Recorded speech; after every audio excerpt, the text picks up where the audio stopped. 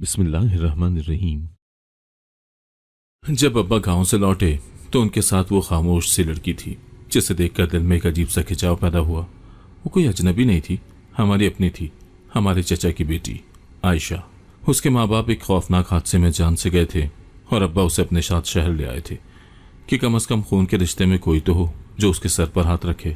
मैंने जब उसे पहली बार देखा तो यूं लगा जैसे वक्त एक लम्हे के लिए थम गया हो। उसके चेहरे पर वो खामोशी थी जो चीखों से ज्यादा गूंज रखती है। वो बोली कुछ नहीं, बस धीरे से नजरें झुकाकर घर की दहलीज पर कदम रखा, लेकिन उसका वो कदम जैसे हमारे घर के सुकून पर बिजली बनकर गिरा। अम्मा दरवाजे पर खड़ी थी, उनकी आंखें खून उगल रही थीं और माथे पर बल थे जैसे किसी ने उनका सब कुछ छीन लिया हो। इसे वापस छोड़ाओ या मुझे तलाक दे दो। अम्मा की आवाज़ ऐसी थी जैसे सदियों का कोई गुस्सा एक लम्हे में बाहर निकल आया हो। घर की फिजा कुछ लम्हों के लिए साकत हो गई। अब्बा ने कुछ न कहा, बस एक ठंडी सांस ली और आयशा का हाथ थामकर अंदर की तरफ बढ़ गए। अम्मा की आंखों से नफरत साफ झलक रही थी। वो उस लड़की को ना देखना चाहती थी, ना ही बर्दाश्त कर पा रही थी। मैंने फौरन आयशा को अपने कमरे में ले जाकर बिठा दिया। वो बोली कुछ नहीं, बस बैठकर खाली नजरों से कमरों को देखती रही। मैं उसकी हालत समझ सकती थी। उसने माँ बाप खोए थे और अब जिस घर में आई थी वहां उसके लिए जगह नहीं थी, सिर्फ नफरत थी। लेकिन वो बिल्कुल भी शिकायत नहीं कर रही थी, जैसे हर दुख को अंदर ही अंदर निगलने की आदत हो उसे। उसी शाम घर दो हिस्सों में बंट गया। एक तरफ अम्मा और उनका लखते जिगर रेहान और दूसरी तरफ अब्बा और मैं। रेहान ने अम्मा की बात मानी। उसने आयशा को कबूल करने से इनकार कर दिया, बल्कि उससे नजरें तक चुराने लगा।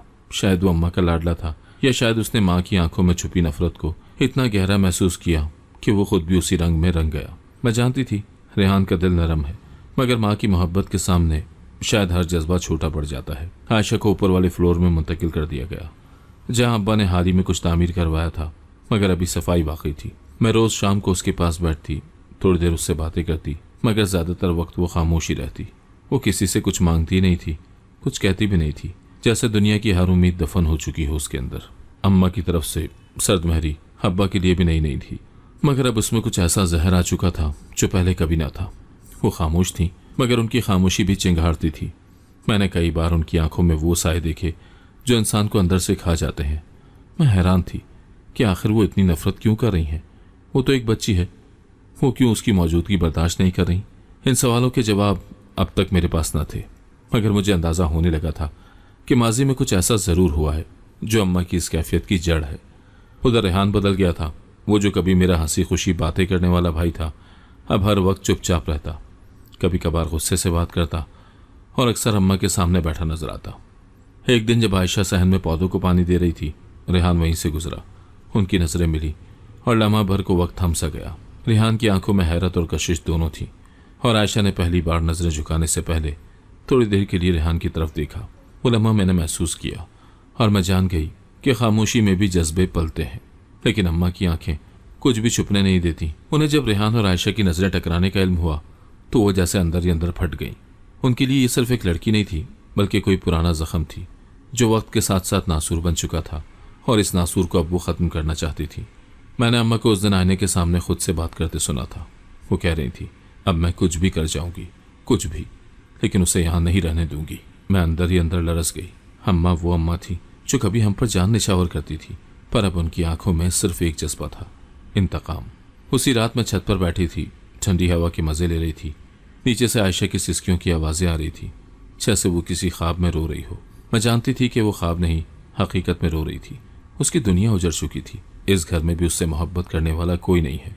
मुझे नहीं मालूम था कि आने वाले दिनों में क्या होने वाला है, मगर एक बात मैं ज़रूर जानती थी, ये कहानी अभी शुरू हुई थी और मैं इस कहानी का वो किरदार बन चुकी थी जिसे हर दर्द महसूस करना था, हर मंजर देखना था और हर सच जानकर भी चुप रहना था। ऊपर वाला फ्लोर जैसे किसी पुरानी भूली बसरी कब्र की मानिंद था। फर्श पर गर्द की मोटी तह और खिड़कियां ऐसे बंद जैसे सालों से किसी ने खोला ना हो। जब अब्बा ने आयशा को वहां ले जाकर कहा कि अब से ये तुम्हारा कमरा है, उसकी आंखों में वही खामोशी लौट आई जो उसके चेहरे से कभी जाती ही नहीं थी। उसमें न शिकवा था न सवाल, जैसे वो हर नाइंसाफी को तकदीर का फैसला मानकर कबूल कर चुकी हो। मैं अगले दिन सुबह ही उसके पास चली गई। झाड़ू, कपड़ा, पानी की बाल्टियां और पुरानी रद्दी कपड़े उठाकर हमने सफाई शुरू की। वो खामोशी से काम कर रही थी। मैंने उससे कोई बात नहीं की। शायद मैं जानती थी कि बाज़ खामोशियाँ सिर्फ वक्त गुजरने से ही बोलने लगती हैं। कमरे का एक कोना खासा बेतरतीब था। जहाँ पर एक पुरानी अलमारी नुमा फ्रेम झुका हुआ खड़ा था, उसके नीचे कुछ डब्बे और टूटे बोर्ड रखे थे। जब हमने वो जगह साफ करना शुरू की तो मेरा हाथ एक लकड़ी के बक्से से टकराया, जिस पर मोटी गर्द जमी हुई थी और जंग आलू ताला लगा था। वो बक्सा भारी था और उसकी मौजूदगी कुछ ऐसी थी जैसे वो बरसों से किसी राज की निगहबानी कर रहा हो। मैंने गर्द साफ की और बक्से को बाहर खींचा। आयशा ने चौंक कर मेरी तरफ देखा। शायद उसे कुछ अंदाजा हो गया था या फिर वो मेरी बेचैनी को महसूस कर चुकी थी। मैंने उसे कुछ न कहा। तौलिया लेकर ताले पर लपेटा और एक जोरदार पत्थर से जरब मारी। ताला खुलने की आवाज़ ऐसी थी जैसे कोई पुराना दर्द चीख कर जाग उठा हो। बक्से का ढक्कन धीरे से उठाया और अंदर जो कुछ था उसे देखकर मैं साकत रह गई। वहाँ मुरझाए हुए गुलाब के फूल थे जो अब भूरे और स्याह हो चुके थे, जैसे मोहब्बत के जनाजे पर बिछाए गए हों। एक मखमली परांदा जो शायद कभी किसी दुल्हन के बालों में चमका होगा। चंद टूटी हुई चूड़ियाँ जिनका रंग भी अब मान पड़ चुका था। इन सब के बीच में एक कपड़े में लिपटी हुई डायरी रखी थी और कुछ पुराने लिफाफे जिन पर धुंधली स्याही से पत्तों के नाम लिखे थे। मैंने डायरी खोली और जैसे ही सफ़े को पलटा कुछ तस्वीरें नीचे गिरी। मैंने झुककर उन्हें उठाया। वो लम्हा जैसे किसी ने मेरे दिल पर बर्फ रख दी हो। वो चचा की तस्वीरें थी, मेरी माँ के हाथों से संभाली गई।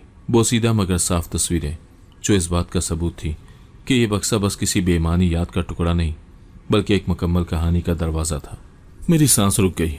मैंने ज़िंदगी में कभी नहीं सोचा था कि मेरी माँ के दिल में कोई ऐसी याद, कोई ऐसा ताल्लुक छुपा होगा जिसका हमें अंदाज़ा तक न था। मैंने डायरी को हाथों में थाम कर खोला। पहला सफ़ा जैसे किसी मोहब्बत भरी चीख का अक्स था। प्यारे साबिर, तुम्हारे बगैर ज़िंदगी बेरंग लगती है। यह ख़त अम्मा ने चचा को लिखा था। उनके अल्फाज, उनकी सादगी और जज्बात की शिद्दत ने मुझे जैसे जकड़ लिया। मैं एक एक लफ्ज़ को पढ़ती गई और हर सफ़े के साथ एक नया पर्दा हटता गया। ख़तों में अम्मा ने चचा से अपनी मोहब्बत का इजहार किया था। वो उसे चाहती थी, उससे निकाह की ख्वाहिश रखती थी। वो उसकी मौजूदगी में जीना चाहती थी। लेकिन अगले चंद ख़तों में तब्दीली आ गई। चचा के जवाबी खतूत, उनके अंदाज में माजरत थी, इनकार था। एक ख़त में साफ लिखा था, शाजिया तुम बहुत अच्छी हो, लेकिन मैं अपनी फुप्पो की बेटी से मोहब्बत करता हूँ। मैं उसे अपना हमसफ़र बनाना चाहता हूँ। फुप्पो की बेटी यानी आयशा की माँ। मेरे दिल की धड़कन तेज़ हो गई। मेरे सामने तस्वीर मुकम्मल होने लगी। अम्मा ने चचा से मोहब्बत की, चचा ने इनकार किया। वो मोहब्बत जो पूरे वजूद को जला देती है वो रद्द हो गई, और रद्द होने के बाद जो बचता है वो या तो खामोशी होती है या इंतकाम। अम्मा ने खामोशी ओढ़ ली, मगर अंदर ही अंदर इंतकाम ने जड़ पकड़ ली। यही वजह थी कि उन्होंने चचा से ताल्लुक़ तोड़ दिया। कभी उनके घर नहीं गई और उन्हें कभी अपने घर नहीं आने दिया। आयशा उनके लिए सिर्फ एक यतीम लड़की नहीं थी, वो उस औरत की बेटी थी जिसने उनसे उनका इश्क छीना था। ये नफरत किसी एक दिन की नहीं थी, ये तो बरसों पुरानी चिंगारी थी जो अब जाकर शोला बनी थी। मैंने वो बक्सा बंद कर दिया और कमरे की खामोशी में कुछ देर बैठ गई। आयशा ने मुझसे कुछ नहीं पूछा। शायद वो जानती थी या शायद वो भी समझ गई थी कि अम्मा का रवैया उसके साथ क्यों इतना संगदिल है। उस दिन मैंने पहली बार उसकी आंखों में नमी देखी थी जो अल्फाज से नहीं बस खामोशी में गुम हो गई। वो फ्लोर, वो बक्सा, वो ख़त, सब कुछ बदल चुका था। अम्मा अब मेरे लिए सिर्फ माँ नहीं रही, वो एक औरत बन चुकी थी जो किसी वक्त मोहब्बत में थी, फिर ज़ख्मी हुई और फिर जहर बन गई। उस दिन के बाद मैं चुपके से उस बक्से का सामान अपने कमरे में ले आई। कमरे का दरवाज़ा बंद था, मगर मेरे अंदर जैसे दरवाजे खुलते जा रहे थे। मैं अकेली थी, हाथों में डायरी, सामने बिखरे वो पुराने ख़त जो बरसों से वक्त की तह में दबकर किसी राज की मानंद सहमे हुए थे। मैंने सांस रोकी और पढ़ना शुरू किया। पहला ख़त जैसे अम्मा की जवानी की धीमी धड़कती हुई धड़कन हो। लफ्ज़ों में मोहब्बत की खुशबू थी, ऐसी मासूमियत जो किसी नौखेज़ लड़की ने पहली बार दिल के जज्बात कलम बंद किए हों। साबिर, तुम्हारी आंखें जब मुझे देखती हैं मुझे लगता है जैसे वक्त रुक जाता है। मुझे तुम्हारी खामोशी भी बोलती लगती है। तुम्हारा सकूत मेरे दिल की धड़कन जैसा है। ये अम्मा के अल्फाज थे। वो शाजिया जो हमारे लिए हमेशा सख्त मिजाज, तेज़ लहजे वाली माँ थी, यहाँ एक नरम दिल रखने वाली, ख्वाब देखने वाली लड़की थी। एक लड़की जो मोहब्बत में मुब्तला थी। अगले खतूत में जज्बात की शिद्दत बढ़ गई। वो लम्हे जो शायद कभी किसी को कहे बगैर ख़त्म हो गए थे वो अब मेरी नज़रों के सामने लफ्ज़ों में सांस लेने लगे थे। मैंने अम्मा के वजूद को एक नया रंग देते हुए देखा, मोहब्बत का रंग। वो चचा साबिर के लिए जीती थी, उससे निकाह का ख्वाब देखती थी, उसे अपने बच्चों का बाप बनाना चाहती थी। मैंने ख़त पढ़ते हुए एक नई नज़र से अम्मा को देखना शुरू किया। वो सर्द लहजे वाली औरत नहीं थी, वो कभी मोहब्बत की कैदी रह चुकी थी। वो किसी ख्वाब की ताबीर के पीछे भागती लड़की थी जो शायद वक्त से हार गई थी। फिर एक खत में अम्मा ने लिखा, अम्मी मुझसे तुम्हारी बात कर रही थी। वो कहती हैं तुम और मैं बहुत अच्छा जोड़ा बनेंगे। मेरा दिल जैसे फूलों की तरह खिल उठा है। साबिर, तुम कब बात करोगे? यहाँ मेरी पलकें भीग गईं। अम्मा ने एक ज़माने में कैसी उम्मीद बांधी होगी, कैसे रातों को छत तले लेटकर चांद को देखते हुए उसका चेहरा तस्वुर किया होगा। लेकिन फिर एक खत जिसने सब कुछ बदल दिया। वो खत चचा साबिर का था। शाजिया, तुम बहुत अच्छी हो, तुमसे बेहतर शायद ही कोई और हो, मगर मेरा दिल किसी और के लिए धड़कता है। मैं तुम्हारी फुप्पो की बेटी रजिया को पसंद करता हूँ। हम दोनों बचपन से एक दूसरे को चाहते हैं और मैं उसी से निकाह करना चाहता हूँ। मुझे उम्मीद है कि तुम मेरी बात को समझोगी। उस खत को पढ़ते हुए मेरे हाथ कांपने लगे। मैंने महसूस किया जैसे किसी ने मेरे अंदर धमाका कर दिया हो। हर लफ्ज़ अम्मा के दिल पर चाकू की मानंद लगा होगा। मैं तुम्हारी फुप्पो की बेटी रजिया को पसंद करता हूँ। हम दोनों बचपन से एक दूसरे को चाहते हैं और मैं उसी से निकाह करना चाहता हूँ। मुझे उम्मीद है कि तुम मेरी बात को समझोगी। इस खत को पढ़ते हुए मेरे हाथ कांपने लगे। मैंने महसूस किया जैसे किसी ने मेरे अंदर धमाका कर दिया हो। हर लफ्ज़ अम्मा के दिल पर चाकू की मानंद लगा होगा। मोहब्बत जो हर रोज़ उसके दिल में बसती थी, जिसके ख्वाब उन्होंने अपनी तन्हाई में बुने थे, वो एक लम्हे में किसी और की झोली में डाल दी गई। फिर अगले खुतूत में सिर्फ खामोशी, टूट फूट और जहर था। अम्मा के लफ्ज़ों में दर्द था, तौहीन थी और वो शिद्दत जो मोहब्बत से नफरत में बदलती है। तुमने मुझे रुसवा किया साबिर, तुमने मेरी मोहब्बत की तौहीन की। तुमने वो चुना जो मेरे सामने थी। तुमने मुझे शिकस्त दी और मैंने अपनी रूह की मौत देखी। अम्मा के हर लफ्ज़ से नफरत का जन्म हुआ। वो नफरत जो एक औरत की बेबसी से पैदा होती है और बरसों बाद किसी और की जिंदगी में जहर बनकर उतरी थी। आयशा की जिंदगी में। मैं अब समझ चुकी थी और ये सच जानकर मेरे लिए अम्मा को समझना और उनकी नफरत को देखना और भी पेचीदा हो गया था, क्योंकि अब मैं जानती थी कि उनके अंदर जो जहर है वो फितरी नहीं बल्कि किसी गहरी चोट का नतीजा है। एक ऐसी चोट जो वक्त के साथ नासूर बनी और फिर उसकी जड़ों ने पूरे वजूद को लपेट में ले लिया। मैं देर तक बैठकर वो खुतूत गोद में रखे खाली नज़रों से छत को देखती रही। दिल में एक दर्द सा उतर आया था। मैं सोचती रही कि अगर चचा ने अम्मा को चुन लिया होता तो शायद हमारी ज़िंदगी कुछ और होती। शायद मोहब्बत की गोद में वो सुकून पाती। शायद आशा हमारे लिए सिर्फ यतीम कज़न ना होती बल्कि मोहब्बत की निशानी होती। लेकिन ऐसा ना हुआ और जो ना हुआ वही सब कुछ बर्बाद कर गया। घर अब वो घर नहीं रहा था जहाँ हंसी की आवाज़ें गूंजती थी या शाम की चाय के वक्त सब एक जगह बैठते थे। हर कमरे में खामोशी का बोझ सा था। दरो दीवार भी जैसे एक दूसरे से नजरें चुरा रहे थे। हर फर्द अपनी दुनिया में कैद था, मगर सबकी सांसों में एक ही कशमकश घुली हुई थी, आयशा। अम्मा का रवैया दिन ब दिन सख्त होता जा रहा था। वो आयशा से ऐसे बात करती जैसे वो कोई बोझ हो या कोई ऐसी शय हो जो नापाक हो गई हो और घर की फिजा को गंदा कर रही हो। कभी उससे नाश्ता न मिलता, कभी उससे पूरे घर का काम करवाया जाता और अक्सर यूं ताना दिया जाता, यतीम हो तो सर झुका कर जियो, सर उठाने की औकात न रखो। लेकिन इस सब के बावजूद आयशा के चेहरे पर एक खामोश सी रोशनी थी। वो हर काम चुपचाप करती, किसी से न लड़ती, न कभी शिकवा करती। उसकी आंखों में एक अजीब सी खामोशी बोलती थी जो सुनने वाले को बेचैन कर देती। और शायद यही चीज़ थी जो रेहान को बेबस कर रही थी। रेहान जो इब्तिदा में अम्मा की बातों में आकर आयशा से दूर था, अब आहिस्ता आहिस्ता खींचने लगा था। मैंने उसे कई बार ऊपर के जीनों पर झांकते हुए देखा था, जैसे कुछ कहना चाहता हो लेकिन लफ्ज़ गले में फंस जाते हों। वो कभी कभी चुपचाप पानी का गिलास रखकर चला जाता, कभी बावर्ची खाने में उसके करीब आकर खामोशी से देखता और कभी सिर्फ दूर से उसकी झुकी नज़रों को तकता रहता। आयशा ने कभी आंख उठाकर रेहान को नहीं देखा था। शायद वो जानती थी कि कोई भी जज्बा, कोई भी नज़र उसके लिए ख़तरा बन सकती है। वो अम्मा की नफ़रत को बहुत अच्छी तरह जान चुकी थी और उसका सामना करने की सकत उसमें न थी। लेकिन रेहान की नज़रों में वो बेकरारी थी जो छुपाए न छुपती। कभी कभी वो नीचे आकर बेवजह मुझसे आयशा के बारे में सवाल करता। वो खाना खा चुकी? ठीक है, कुछ चाहिए तो नहीं? मैं सब समझती थी। वो अपना दिल हार चुका था। आयशा की मासूमियत, उसका सकूत, उसकी आंखों की बेबसी ने रेहान के दिल में एक आग सी लगा दी थी। और ये वो मोहब्बत थी जो लफ्ज़ों की मोहताज ही नहीं थी। ये नज़र, खामोशी और जज्बे की कहानी थी। अम्मा को जब पहली बार शक हुआ, वो दिन मुझे आज भी याद है। रेहान ऊपर कुछ सामान देने गया था और मैं नीचे बावर्ची खाने में थी। अम्मा दरवाजे के पीछे खड़ी थी और उन्होंने रेहान को आयशा को एक पुराना चम्मच देते हुए देखा था। कुछ भी खास नहीं था, एक आम सी बात थी, मगर अम्मा की आंखों ने उसमें कुछ और ही पढ़ लिया था, जैसे उनके दिल में एक छुपा जहर जाग गया हो। उस दिन के बाद अम्मा की नज़रें बदल गईं। वो हर वक्त चौकन्ना रहने लगी। आयशा के हर कदम पर उनकी निगाह होती और रेहान के हर बहाने पर शक। उन्होंने बातों बातों में रेहान से कहना शुरू किया, तुम्हें भी तो एक दिन घर बसाना है, कोई अच्छी सी अमीर सी लड़की ढूंढूं तुम्हारे लिए। रेहान चुप हो जाता या कमरा छोड़कर चला जाता। मैंने अम्मा की आंखों में वो जहर देखा था जो सिर्फ दुश्मनी नहीं होता, वो जहर जो दिल के किसी ऐसे गोशे में जन्म लेता है जहां कभी मोहब्बत बसी हो। अब उन्हें आयशा का हर सांस खलने लगा था और रेहान की नजरें उनके लिए ऐलान जंग बन गई थी। एक शाम जब बारिश हो रही थी, रेहान ने आयशा को छत से नीचे उतरने में मदद दी।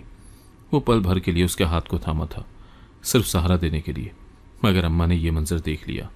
वो कुछ नहीं बोली, बस अंदर चली गई। लेकिन उनकी आंखें बता रही थीं कि अब कुछ बड़ा होने वाला है। आयशा और रेहान की यह खामोश मोहब्बत जो अभी सिर्फ नज़रों और एहसास की सतह पर थी, अम्मा के लिए वो तजलील बन चुकी थी जिसे वो दोबारा सहना नहीं चाहती थी। उनके दिल का जख्म अब नासूर बनकर फटने को था।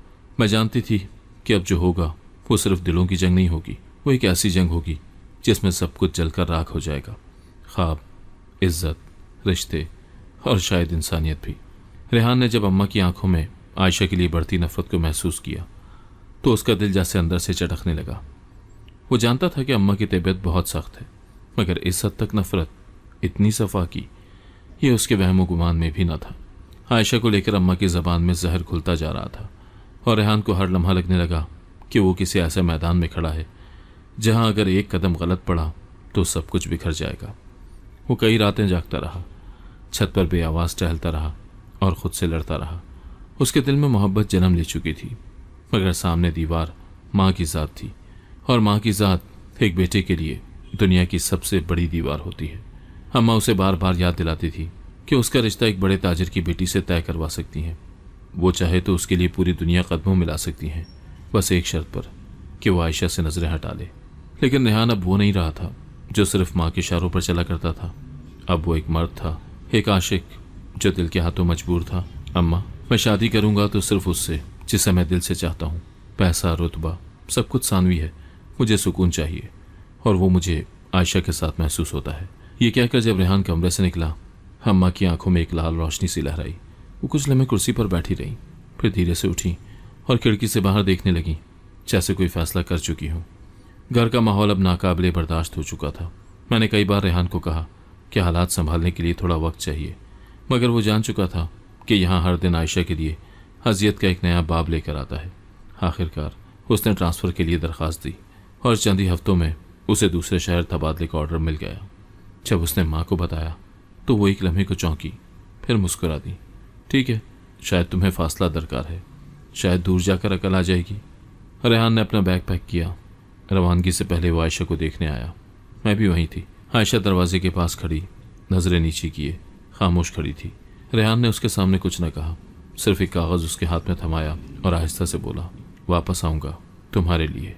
फिर मुड़कर चला गया। आयशा ने कागज़ को चुपचाप अपने चादर के पल्लू में छुपा दिया और बगैर कुछ कहे अपने कमरे में चली गई। अम्मा ने खिड़की से सब कुछ देखा। वो खामोश थी, मगर उनके लबों पर एक अजीब सा तबस्सुम था। वो तबस्सुम जो तूफान से पहले दरख्तों पर बैठे परिंदों की बेचैनी की मानिंद होता है। अगले ही दिन से अम्मा ने एक खामोश जाल बिछानी शुरू कर दी। उन्होंने मुलाजमीन में से एक पुराने चौकीदार शफीक को बुलाकर अलग कमरे में बात की। दरवाज़ा बंद रहा, अंदर की सरगोशियाँ बाहर ना आईं, लेकिन मैंने शफीक की आंखों में खौफ की एक चमक देखी थी। जब वो बाहर निकला, मैं अम्मा के इरादों को समझने लगी थी। उनकी खामोशी, उनकी मुस्कुराहटें, उनका हर लम्हा जैसे किसी गहरे मंसूबे का हिस्सा बन चुका था। उन्होंने मुझे कुछ नहीं बताया, मगर मैं जानती थी कि वो आयशा के वजूद को सिर्फ नज़रअंदाज नहीं करना चाहती, वो उसे मुकम्मल तौर पर मिटा देना चाहती थी। उन्होंने आयशा पर चौकसी बढ़ा दी। खाने पीने की कमी, कामों में ज़्यादती और कभी ख़त्म ना होने वाले ताने। मगर आयशा अब भी वही थी, खामोश, बुर्दबार, चुपचाप हर बात सहने वाली। उसके अंदर जैसे कोई तूफ़ान कैद था, मगर वो उस तूफ़ान को बाहर ना लाना चाहती थी। एक दिन मैंने अम्मा को अपने कमरे में एक सफ़ेद थैली में कुछ बोतलें रखते देखा। मैंने झांक कर देखा तो अंदर नींद की गोलियां थी। मेरा दिल जोर से धड़कने लगा। वो लम्हा ऐसा था जैसे किसी ने मेरे हलक में आग भर दी हो। मैंने अम्मा से पूछने की हिम्मत न की, बस पीछे हट गई। मैं जान चुकी थी रेहान के जाने के बाद अम्मा ने जो खामोशी ओढ़ी थी वो किसी तूफान का पेश खेमा थी। अब उनका मकसद सिर्फ एक था, आयशा को बदनाम करना, रेहान के दिल से निकाल देना और इस घर से हमेशा के लिए बाहर कर देना। और ये सब कुछ सोचते हुए मैं सिर्फ एक ही सवाल के साथ जिंदा थी कि क्या मैं कुछ कर सकूंगी, या एक और तबाही और बेबसी देखने पर मजबूर रहूंगी। वो रात अजीब हद तक खामोश थी। सारा घर जैसे किसी अंदेशे में लिपटा हुआ था। मैं अपने कमरे में थी, मगर नींद आंखों से कोसों दूर थी। दिल बेवजह धड़क रहा था, जैसे कोई अनहोनी होने को है। दीवार की घड़ी की सुइयां हर लम्हे चीख रही थी और हवा भी जैसे सिसकियां ले रही थी। अचानक मुझे नीचे से कुछ आहट सुनाई दी, दबे पांव चलने की आवाज़, जैसे कोई बहुत मोहतात होकर कदम रख रहा हो। मैंने दरवाज़ा हौले से खोला और झांक कर नीचे का मंजर देखा। अम्मा किचन में थी। उनके हाथ में दूध का गिलास था और पास ही मेज़ पर सफ़ेद रंग की छोटी सी बोतल रखी थी। वो बड़ी एहतियात से बोतल से चंद गोलियां निकालकर दूध में घोल रही थी। मैं साकत खड़ी रह गई, बदन में सनसनाहट सी दौड़ गई। गोलियां मुकम्मल घुलने के बाद अम्मा ने गिलास को चादर में लपेटा, जैसे कोई बहुत ही कीमती चीज़ छुपा रही हो। उनका चेहरा गैर मामूली हद तक पुरसुकून था, मगर आंखों में एक ऐसी चमक थी जो आम हालात में नजर नहीं आती। वो चमक सिर्फ तब आती है जब कोई अपना फैसला आखिरी हद तक ले जा चुका हो। मैंने कदम पीछे खींचे और छुपकर सीढ़ियों से नीचे उतरी। मेरी नज़रें अम्मा पर जमी थी। उन्होंने वो दूध का गिलास शफीक चौकीदार के हवाले किया और आहिस्ता से कहा, वक्त आ गया है, जो कहा था वो कर। शफीक ने गिलास थामा, नजरें झुका ली और बगैर कुछ कहे ऊपर की तरफ चल पड़ा। मेरे दिल की धड़कन जैसे एक लम्हे को रुक गई। मैं वहीं सुतून के पीछे छुपी खड़ी रही। सांस लेने की भी हिम्मत न थी। अम्मा वहीं खड़ी रहीं, गहरे सुकून में, जैसे वो जानती हूँ कि अब सब कुछ वैसा ही होगा जैसा वो चाहती हैं। मुझे लगा जैसे मेरे कदम ज़मीन में धंस गए हों। मैं हिम्मत करके आगे बढ़ी और अम्मा के सामने जा खड़ी हुई। ये क्या कर रही है अम्मा? खुदा का वास्ता है, ये जुल्म न करें। वो बच्ची है, मासूम है, यतीम है, उसके साथ ऐसा न करें। अम्मा ने मेरी तरफ देखा जैसे मेरी मौजूदगी उनके लिए कोई मायने ही नहीं रखती हो। उनकी आंखों में एक ऐसी सर्दी थी कि मेरी रूह कांप गई। खामोश हो जा, जो होना है वो होकर रहेगा। अगर तुमने जबान खोली तो तुम्हारा अंजाम भी वही होगा जो इसका होगा। उन्होंने मेरे कंधे को जोर से दबाया, इतनी जोर से कि मैं तकलीफ से पीछे हट गई। उनके हाथ का जोर, उनकी आवाज़ की काट और आंखों की वहशत, सब कुछ मेरे हवास छीनने के लिए काफ़ी था। मैं पीछे हट गई, सिर्फ एक नज़र ऊपर जीने की तरफ डाली जहाँ शफीक कदम ब कदम आगे बढ़ रहा था। मैं बेबस खड़ी रही, खुद को रोकने की कोशिश करती रही, मगर दिल में यह खौफ गहरा होता गया, शायद सब कुछ मेरे हाथों से भी चला जाए। ऊपर वाले फ्लोर से कोई आवाज़ न आई, सब कुछ मामूल के मुताबिक था। चंद लम्हों के बाद शफीक वापस नीचे आया। उसके हाथ खाली थे। उसने अम्मा की तरफ देखा और एक इशारा किया, जैसे इत्तला दे रहा हो कि जो होना था वो हो चुका। अम्मा ने इस बात में सर हिलाया और फिर आहिस्ता कदमों से अपने कमरे में चली गई। दरवाज़ा बंद होने की आवाज़ मेरे आसाब पर बिजली बनकर गिरी। शफीक, वो बोसीदा जिस्म वाला, झुकी कमर का मालिक चौकीदार, वो जो सालों से हमारे घर में था, जिसे हमने कभी एक वफादार नौकर से ज़्यादा कुछ नहीं समझा, आज इस घर के सबसे भयानक किरदार में बदल चुका था। वो दरवाज़ा बंद करके अंदर चला गया और मैं नीचे सीढ़ियों के साए में छुपी, दीवार से चिपकी, सांस रोके कांपती खड़ी रही। मेरे दिल की धड़कन जैसे अंदर ही अंदर चिल्लाती रही और मेरे अंदर की हर आवाज़ बेबस हो गई। कमरे के अंदर मुकम्मल खामोशी थी। चंद लम्हों के बाद हल्की सी सिसकी सुनाई दी, फिर कुछ और तेज, और फिर जैसे कोई भयानक दरार मेरे वजूद पर पड़ी। वो चीख थी आयशा की। वो दर्द, वो चीख, वो खौफ मेरी हड्डियों में घुस गया। वो चीख किसी मासूम की चीख नहीं थी। वो चीख थी एक ऐसे वजूद की जो इज्जत की लुटती आखिरी सांसें ले रहा था। मेरी आंखें दरवाजे पर जम गई, मगर मेरे कदम जमीन में धंसे थे। मैं कुछ न कर सकी, सिर्फ आंखों से आंसू बहते रहे जो गर्दन से उतरते हुए मेरे जिस्म की बेबसी की गवाही बन गए। दिल अंदर ही अंदर चिल्लाता रहा, जबान सिल चुकी थी और जहन में सिर्फ एक जुमला गूंजता रहा, काश मैं कुछ कर पाती। वक्त रेंगता रहा, न जाने कितने लम्हे, कितने घंटे गुजर गए। चीखों की शिद्दत मध्यम होती गई, फिर मुकम्मल खामोशी छा गई।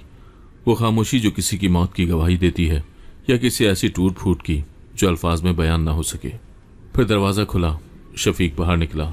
उसका चेहरा पसीने से तर था, सांस फूली हुई, आंखों में एक अजीब वहशत। वो बिना कुछ कहे, नज़र तक उठाए बगैर नीचे की तरफ बढ़ गया। उसके कदमों की चाप मेरे दिल पर क़यामत के नकूश छोड़ गई। चंद लम्हों के बाद अम्मा सामने से आहिस्ता आहिस्ता चलती हुई आई। उनके चेहरे पर एक फातिहाना मुस्कुराहट थी, जैसे किसी जंग में वो कामयाब हो चुकी हों, जैसे किसी दुश्मन को ज़ेर करके लौटी हों। वो दरवाजे के पास रुकी, उसे धीरे से खोला और अंदर दाखिल हो गई। मैंने खुद को घसीटते हुए जीने के किनारे तक खींचा। दरवाज़ा आधा खुला रह गया था। अम्मा अंदर गईं और कमरे की मध्यम रोशनी में मैंने आयशा को देखा। वो बिस्तर पर नीम दराज थी, चेहरा जर्द, आंखें नमवा, होठों पर खून की एक खुश्क लकीर, चादर बेतरतीब, बाल बिखरे और पूरे वजूद से बेबसी टपक रही थी। उसकी आंखें अम्मा पर जमी थी। नहीं, जमी नहीं थी, ठहर गई थी। वो नज़र, मैंने आज तक ऐसी नज़र किसी की नहीं देखी थी। वो ना सिर्फ दुख की थी, ना सिर्फ नफरत की। वो नज़र जैसे एक मुकम्मल सवाल थी। क्यों? अम्मा उसके सामने खड़ी हुई और कुछ देर उसे यूं देखा जैसे अपने किए पर मुतमईन हो। फिर उनके होंठ हिले। मैंने सुना वो बस इतना कह रही थी, अब शायद सुकून आ जाए। आयशा की आंखों से एक आंसू बहा। वो हिल भी न सकी। शायद जिस्म में सकती बाकी न रही थी, या शायद उसकी रूह अपने साथ सब कुछ ले चुकी थी। वो अब सिर्फ एक बेजान सांस थी जिसे ज़मीन ने अभी निकला नहीं था। अम्मा बाहर निकल आई, दरवाज़ा बंद किया और नीचे की तरफ चल दी। उनके कदमों में ना कोई घबराहट थी, ना कोई शर्मिंदगी। वो ऐसे चल रही थी जैसे उन्होंने घर के किसी बेकीमती कचरे को ठिकाने लगा दिया हो। और मैं वहां बैठकर अपनी रूह के अंदर होती टूट फूट को सहती रही। मैं उस लम्हे सिर्फ एक बहन या बेटी नहीं थी, मैं एक गवाह थी। एक ऐसी गवाह जिसे वो सब कुछ दिखाया गया था जो दुनिया में इंसानियत के नाम पर बाकी नहीं बचा। मेरी उंगलियां फर्श पर रगड़ती रहीं जैसे खुद को सजा दे रही हूं। मेरी आंखें बंद हो रही थी, लेकिन वो मंजर आंखों की सतह पर खुरचता रहा।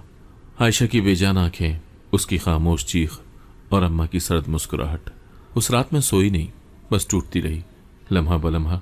और वो सब कुछ जो मैंने अपनी आंखों से देखा था, वो मेरे अंदर एक ऐसी अजियत बन गया था जो शायद उम्र भर मेरी हड्डियों में बस जाएगा। मैं गवाह बनी थी, और गवाह बनना कभी भी माफ़ी का हकदार नहीं होता। सुबह का सूरज निकला, मगर उसकी रोशनी में वो तमाज़त नहीं थी जो ज़िंदगी की नवीद लाती है। वो एक बोझल सी रोशनी थी जो दीवारों पर गिरी तो यूं लगा जैसे हर ईंट अपनी जगह शर्मिंदा खड़ी हो। मैं सारी रात जागती रही थी, आंखों में नींद का नामो निशान न था। सिर्फ वो मंजर जो बार बार पलकों पर किसी फिल्म की तरह दोहराता रहा। आयशा की खामोश चीख, अम्मा की मुस्कुराहट और मेरी अपनी बेबसी। कमरे से हल्की हल्की आहटें आने लगी। मैं कान लगाकर सुनने लगी। फिर एक हल्की सी सिसकी। वो सिसकी मेरे अंदर खंजर बनकर उतर गई। मैं जान गई थी कि आयशा को होश आ चुका है। मैंने हिम्मत करके जीने पर चढ़ना चाहा, मगर कदम न उठ सके। दिल में एक ऐसी चट्टान आ गई थी जिसने जिस्म को जामद कर दिया। और फिर वो लम्हा जब दरवाज़ा खुला और आयशा लड़खड़ाती हुई बाहर निकली।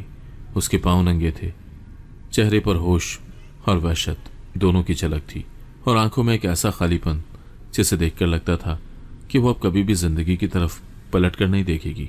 उसने खुद को संभालने की कोशिश की, मगर जिस्म उसका साथ नहीं दे रहा था। वो दीवार को थामती कपकपाती हुई नीचे उतरी। चादर ढीली हो चुकी थी, बाल बिखरे हुए थे, और उसकी चाल में वो लर्जिश थी जो सिर्फ टूटने के बाद रह जाती है। उसके कदम अम्मा के कमरे की तरफ बढ़े, और मेरा सांस जैसे एक लम्हे को थम गया। मैं पीछे रह गई, मगर नज़रों से एक एक लम्हा पीती रही। दरवाज़ा खुला और आयशा ने अंदर कदम रखा। अम्मा आरामदेह कुर्सी पर बैठी थी, चाय का कप हाथ में, जैसे कुछ हुआ ही ना हो। उन्होंने सर उठाया और आयशा को देखा। एक लम्हा खामोशी का, जैसे वक्त थम गया था। आयशा की आवाज़ निकली, मगर वो सदा नहीं थी। एक बिखरी हुई, सांसों में लिपटी हुई फरियाद थी। मेरे साथ ये जुल्म क्यों किया? अम्मा ने चाय का घूंट लिया, फिर एक कह कहा मारा, ऐसा कह कहा जो किसी दरिंदे के पेट से निकला हो। उनके चेहरे पर बेरहमी की चमक थी और आंखों में फतह की आग। तू और तेरा बाप इसी काबिल थे। ये जुमला जैसे पूरी फिजा को चीर गया। आयशा ने लरसती हुई आंखों से अम्मा को देखा, जैसे उस लम्हे वो उनकी सूरत में अपना कातिल देख रही हो। फिर धीरे से पलटी, चंद कदम पीछे लिए, और जैसे ही दरवाजे के करीब पहुंची रुक गई। आसमान की तरफ हाथ उठाए, लरसती आवाज में बोली, या अल्लाह, मेरे मुजरिम को इबरत का निशान बना दे। जो मेरी रूह को रौंद गए, उन्हें ऐसी सजा दे कि ज़माना याद रखे। ये बद्दुआ नहीं थी, ये एक जली हुई रेजा रेजा रूह की आखिरी इल्तिजा थी। और फिर वो दरवाजे से निकल गई, चुपचाप। न कोई सामान, न कोई चप्पल, न कोई सहारा, सिर्फ एक बोसीदा सा वजूद जो अपने साथ सब कुछ छोड़ गया था, और शायद अपनी ज़िंदगी का मकसद भी। मैं कुछ देर वैसे ही खड़ी रही, कदमों को ज़मीन से हटने की हिम्मत ही ना हुई। मैं चाहती थी कि दौड़कर जाऊं, आयशा को रोक लूं, उसे सीने से लगाकर कहूं कि वो अकेली नहीं है, मैं हूं उसके साथ। मैं उसकी गवाही बनूंगी, उसकी आवाज़ बनूंगी, मगर नहीं, मैं कुछ न कर सकी। अम्मा अब भी कुर्सी पर बैठी थी, उनके चेहरे पर वही सुकून, जैसे कोई मिशन मुकम्मल हो गया हो। उनकी नज़रें खिड़की के पार देख रही थी, जहां आयशा गली के कच्चे रास्ते पर नंगे पांव चलती जा रही थी, धुंधली आंखों के साथ और बिखरे हुए बालों में रात की बाकी मांदा खामोशी लिपटी हुई थी। मैंने एक बार फिर अम्मा की तरफ देखा, और दिल में कांटे की तरह एक सवाल गड़ गया, क्या कोई माँ ऐसी भी हो सकती है? उस दिन सूरज खूब निकला, मगर मेरे अंदर एक तारीकी ने जन्म लिया था। वो अंधेरा जो मेरी नज़रों के साथ हमेशा के लिए जुड़ गया था, क्योंकि अब मैं सिर्फ एक बहन या बेटी नहीं थी, मैं उस लम्हे की गवाह थी जब किसी की इज्जत को रौंद कर फातेह होने का ऐलान किया गया। और गवाह बनना सबसे भारी सजा है। आयशा के कदम जैसे ही उस घर की दहलीज से बाहर निकले, कुछ टूट गया, न सिर्फ दीवारों के दरमियान बल्कि उन रिश्तों की बुनियाद में जो पहले ही कमज़ोर हो चुके थे। दरवाज़ा देर तक खुला रहा। हवा ने कुछ लम्हों के लिए सारी फिजा को खाली कर दिया, जैसे किसी ने उस सांस लेते मकान से रूह खींच ली हो। हर चीज़ खामोश हो गई, मगर उस खामोशी में एक कर्ब, एक गूंज बाकी रह गई थी, बद्दुआ की। अब्बा नीचे के कमरे में थे, वो सब कुछ सुन चुके थे, देख भी चुके थे, मगर उनका चुप रहना वो सिर्फ बेबसी नहीं थी, शायद दिल के अंदर के तूफान को बाहर आने से रोकने की आखिरी कोशिश थी। लेकिन जब उन्होंने आयशा को इस हालत में घर से जाते देखा, नंगे पांव, बिखरे बालों में, बेइज्जती की धूल लिए, तो वो जब्त का बंद टूट गया। अम्मा कमरे में बैठी थी, वही पुराना तकब्बुर चेहरे पर सजा, जैसे उन्हें किसी भी अमल पर नदामत ना हो। मगर अब्बा की आंखों में वो फैसला था जो बरसों से दबाया जा रहा था। बस बहुत हो गया शाजिया, तुमने हद पार कर दी। एक यतीम बेसहारा बच्ची को इस हाल तक पहुंचाकर तुमने इंसानियत की आखिरी लकीर मिटा दी। अब मेरे पास तुम्हारे लिए कुछ नहीं बचा। अम्मा ने चौंक कर उन्हें देखा, मगर उनके चेहरे पर कोई घबराहट न थी। शायद वो सोच रही थी कि अब्बा की ये बात भी सिर्फ एक धमकी होगी, जैसे हमेशा की तरह। लेकिन इस बार अब्बा ने खामोशी को फैसले में बदल दिया। उन्होंने तलाक का ऐलान किया। अल्फाज इतने सख्त और साफ थे कि दीवारों ने भी उन्हें सुन लिया। वो 3 अल्फाज अम्मा पर ऐसे गिरे जैसे किसी मुजरिम पर अदालत का फैसला। अम्मा का चेहरा जर्द पड़ गया, उनके हाथ कांपने लगे। वो कुर्सी से उठने की कोशिश करने लगी, लेकिन पैर जैसे जमीन से जुड़ चुके थे। तुम ये नहीं कर सकते, वो चीखीं, मगर अब्बा ने उनकी तरफ देखा तक नहीं। वो सामान उठाने लगे, धीरे धीरे, जैसे बरसों का बोझ उनके कंधों से उतार रहे हों, और फिर बिना किसी और बात के दरवाज़ा खोलकर बाहर निकल गए। एक और रिश्ता अपने अंजाम को पहुंचा। अम्मा कुर्सी पर गिर गईं, जैसे जान निकल गई हो। उनके हाथ सर पर गए और वो तड़प कर बोली, मुझे कुछ नज़र नहीं आ रहा, मेरी आंखें, मुझे कुछ नज़र नहीं आ रहा। मैं भागकर उनके पास पहुंची। उन्होंने मेरा हाथ पकड़ा, आंखें जोर से बंद की और फिर खोली, मगर उनकी निगाह खाली थी, जैसे दुनिया उनसे छिन गई हो। वो बार बार पूछ रही थी, रोशनी कहाँ है, चिराग क्यों नहीं जल रहा। मैंने कांपते हाथों से उनके चेहरे को छुआ, उनकी आंखों को देखा। आंखें बिल्कुल सलामत थी, न सुर्ख न फूली हुई, मगर उनकी बसारत गायब हो चुकी थी। मैं उन्हें अस्पताल ले गई। डॉक्टर ने मुकम्मल चेकअप किया। टेस्ट रिपोर्ट साफ थी, कोई जिस्मानी खराबी नहीं, कोई न्यूरोलॉजिकल मसला नहीं, सब कुछ दुरुस्त। मगर वो देख नहीं पा रही थी। ये नर्वस सिस्टम के किसी शदीद सदमे का नतीजा हो सकता है। ऐसी हालत में मरीज की बीनाई चली जाती है, मगर आंखों में कोई नुक्स नहीं होता, डॉक्टर ने कहा। मैं जान गई थी ये सदमा सिर्फ जिस्म का नहीं, ये सदमा रूह का था।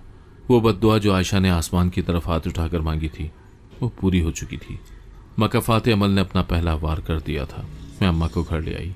अब वो हर लम्हा खौफ में थी, हर आहट पर चौंक जाती, अंधेरे में हाथ मारती और बार बार एक ही जुमला दोहराती, मुझे बचा लो, मुझे आयशा से माफ़ी मांगनी है, वो बहुत दूर न चली गई हो। मैं हर रोज़ उन्हें देखती, जो कभी घर की शहजादी थी, जो अपनी मर्जी की मालिक थी, आज एक बेबस अंधी औरत बन चुकी थी, जो 4 कदम भी किसी के सहारे के बगैर ना चल सकती थी। वो जो दूसरों की जिंदगियों के फैसले करती थी, आज अपनी सांसों पर बेख्तियार न रखती थी। और मैं हैरान नहीं थी। दिल में किसी तरह की हमदर्दी न थी, बस एक ठहरा हुआ दुख था, क्योंकि मैं जानती थी कि मकफात अमल हमेशा लौट कर आता है, और जब वो आता है तो सिर्फ जिस्म नहीं तोड़ता, रूह को नंगा कर देता है। 2 दिन गुजर चुके थे आयशा को गए हुए, मगर घर में वक्त जैसे थम गया था। न कोई बात, न कोई हंसी, न कोई हरकत, सब कुछ एक बेआवाज मातम में डूबा हुआ था। अम्मा दिन रात एक ही कोने में बैठे अंधेरे को घूरती रहती थी। उनकी आंखें रोशनी से खाली हो चुकी थी, मगर जहन का अंधेरा शायद उससे भी ज्यादा गहरा था। वो दिन चमकती धूप लिए आया था, मगर दोपहर के वक्त अचानक एक चीख ने सारे घर को हिला दिया। आयशा, मुझे माफ़ कर दो। आवाज़ नीचे वाले सर्वेंट क्वार्टर से आ रही थी। मैं दौड़ती हुई नीचे पहुंची और जो मंजर देखा वो मेरी रूह को झंझोड़ गया। शफीक, वही चौकीदार जो 2 रात पहले एक मासूम की हुर्मत रौंद कर आया था, अब दीवारों से सर टकरा रहा था। उसका सर खून से तर, कपड़े मैले, आंखें वैशी और हाथों की उंगलियां मट्टी में गड़ी हुई थी। मैंने गलत किया, मुझे माफ़ कर दो। वो मुझे देख रही है, हर तरफ वही है, हर तरफ आयशा है। वो ज़मीन पर घिसट रहा था, कभी दीवारों से सर मार रहा था, कभी हवा में हाथ उठाकर थप्पड़ खाने जैसी हरकतें कर रहा था, जैसे कोई नादीदा हाथ उसे मार रहा हो, किसी भी आवाज़ अजाब ने उसे जकड़ रखा हो। मैं वहीं दरवाजे पर खड़ी साकत हो गई। मुझे यूं लगा जैसे आयशा की बद्दुआ हवा में तैरती हुई शफीक की रगों में जहर बनकर उतर चुकी है। ऊपर माँ की चीख सुनाई दी, कौन है?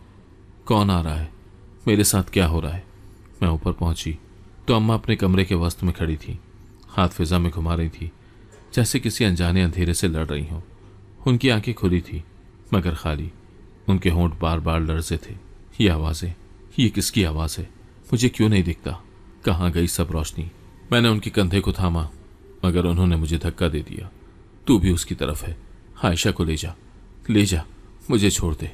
उस दिन मैंने देखा कि जुर्म सिर्फ जिस्म को नहीं, रूह को भी नोचता है। शफीक पागल हो चुका था और अम्मा वो बीनाई खोकर अब अकल के दर पर भी दस्तक दे रही थी। ये बद्दुआ का अंजाम था, एक ऐसी पुकार का असर जो आसमान ने सुन लिया था और ज़मीन पर अजाब बनकर उतर आया था। रेहान की वापसी अचानक हुई थी, उसके कदमों की छाप जैसे पुराने जख्मों को छेड़ गई हो। वो दरवाजे से अंदर दाखिल हुआ तो घर की फिजा में वो खामोशी थी जो आम नहीं होती, वो खामोशी जिसमें लफ्ज़ दफन होते हैं और सच चुपचाप आंखों के पीछे जलता है। क्या हुआ यहाँ? सब इतने खामोश क्यों हैं? अम्मा कहाँ है? रेहान की आवाज़ में परेशानी थी। मैंने उसे देखते ही अपने आंसुओं को रोकने की कोशिश की, लेकिन जब्त के बंधन टूट गए। मैंने रेहान को एक तरफ ले जाकर सारी हकीकत बता दी। आयशा पर गुजरे हुए वो लम्हे, अम्मा की साजिश, नींद की गोलियां, शफीक की दरिंदगी, आयशा की बद्दुआ और फिर अम्मा की बीनाई का छिन जाना। रेहान सुनता रहा, उसके चेहरे के रंग बदलते रहे, आंखों में हैरत, फिर दर्द, आखिर में एक ऐसी सुर्खी जो खून से करीब थी। वो एकदम उठा, मुठियां भींची और सीधा नीचे की तरफ दौड़ा। कहाँ है वो कुत्ता? उसके हलक से गुस्से में लिपटा हुआ धाड़ निकला। मैं पीछे पीछे भागी।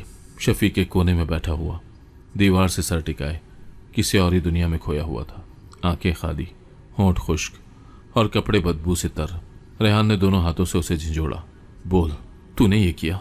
बोल नमक हराम। मगर शफीक जैसे पत्थर बन चुका था, वो कुछ बड़बड़ा रहा था। आयशा, मुझे माफ़ कर दो, वो आती है, वो देख रही है। रेहान ने उसे पुलिस के हवाले करने का फैसला किया। उस वक्त रेहान के हाथ झुक गए। उसने पीछे हटकर एक गहरी सांस ली, जैसे उसे मारकर भी सुकून ना मिलता। वो पलटा और मेरी तरफ देखा। उसकी आंखें भीग चुकी थी। मैंने आयशा को तन्हा छोड़ा, उस वक्त जब उसे मेरी सबसे ज़्यादा ज़रूरत थी। रेहान माँ के कमरे में गया, जहाँ अम्मा एक कोने में सिमटी, आंखें बंद किए बार बार दोहरा रही थी, मुझे कुछ नज़र नहीं आता, सब अंधेरा है। आयशा, मुझे माफ़ कर दे। रेहान ने उन्हें एक लम्हे को देखा और फिर रुख मोड़ लिया। उसकी आंखों में माँ के लिए वो मोहब्बत ख़त्म हो चुकी थी जो कभी उसे अम्मा का लाडला बनाती थी।